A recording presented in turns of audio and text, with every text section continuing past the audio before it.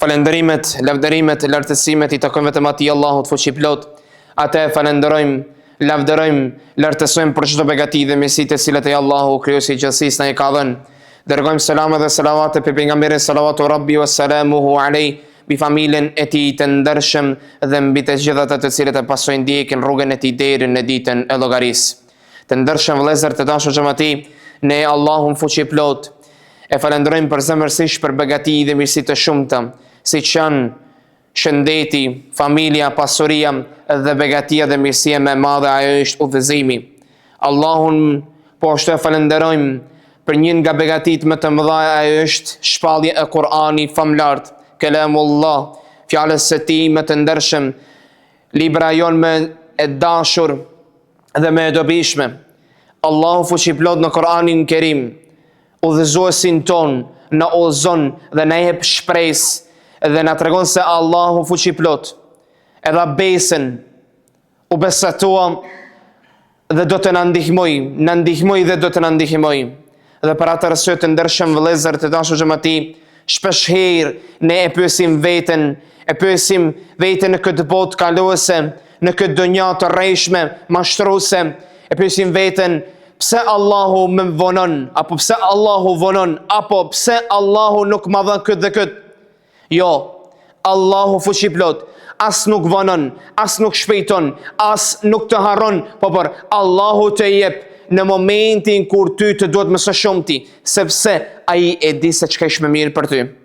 Ndoshta ti një gjë e ke për dëshirë, e don, por Allahu fuqiplot nuk ta jep për arsye se nuk ka hajër e dobishme për ty. Allahu fuqiplot edhe besën, shpesh herë ne e pyesim veten, me të nasurullah, kur do të jetë ndihma e Allahut, kur do të na ndihmoj Allahu, inna nasrallahi qarib. Me të vërtetë ndihma e Allahut është afër. Paramendoni ku Allahu fuqiplot e informon pejgamberin alayhi salatu wassalam dhe mbetet në Kur'anin famlar në shpalljen, dhe Allahu na informon se cilin nga ne kur të pyesin në robërit e mi, wa idha sa'alaka ibadi anni fa inni qarib.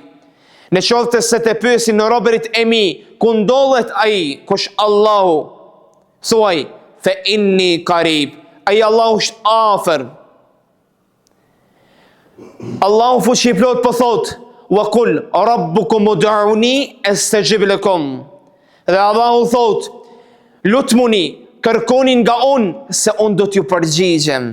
Allahu akbar. Shpesh herë vi njerëzit duke thënë, o hoq, me ndihmo, me jep zgjidhje, ma rregullo këtë dhe këtë problem, këtë dhe këtë çështje. Jo, zgjidhja nuk është tek unë, po përgjigje është tek secilin nga ne.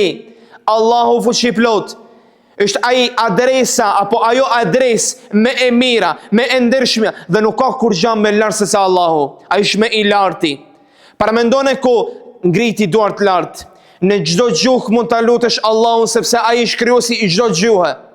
Duke i thënë, o Allahu im, më ndihmo, më jep këtë dhe këtë, më forco, më rregullo, më fal, etj, vetëm se vetëm drejtoju atij Allahut fuqiplot.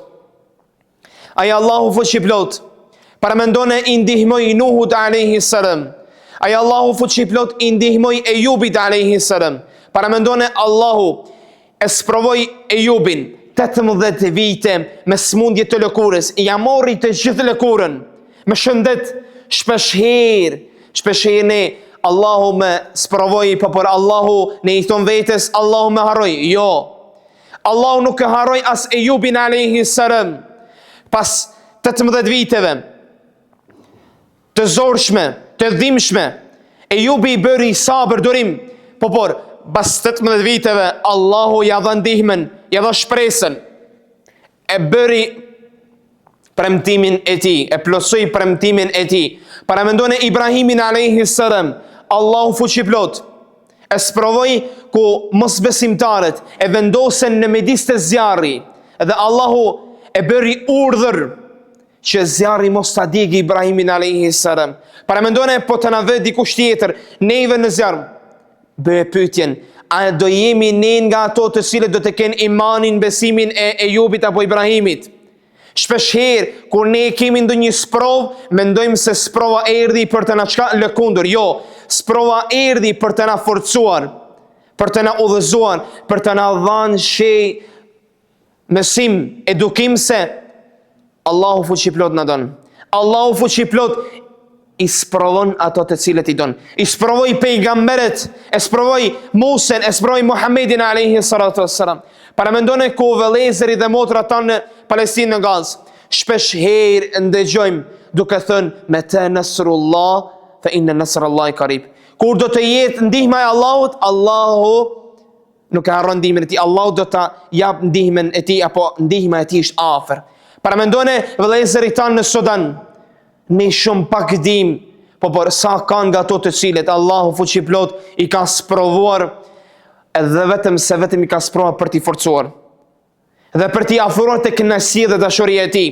Shpesh herë ne i largohemi urdhërave të Allahu fuqiplot, duke ditur mirë se Allahu na urdhëroi për të mirën tonë, jo për të keqen tonë.